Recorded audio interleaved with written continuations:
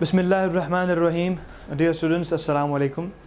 And today we are going to start another subsection of physics, which is fields of force. अब electric field जो है आपका, वो आप जानते हैं कि प्रोड्यूस होता है किसी न किसी चार्ज की वजह से। अगर किसी भी रीजन में एक चार्ज पड़ा हुआ है तो उसकी वजह से एक फील्ड जनरेट होगा। अब वो फील्ड दूसरे चार्ज ऑब्जेक्ट पे कितनी फोर्स लगाएगा, ठीक है, और उसकी क्या नेचर होगी, ये सारी चीज़ें आप अपने सब सेक्शन में डिस्कस करेंगे। तो इसको हमने नाम दिया है, उस फील्ड को हम नाम देंगे फील्ड ऑफ फोर्स। तो स्टार्ट करते हैं इसका sub section, fields of force. सबसे पहले टॉपिक डिस्कस करेंगे और at the end we have some practice questions. Fields of force, fields of force,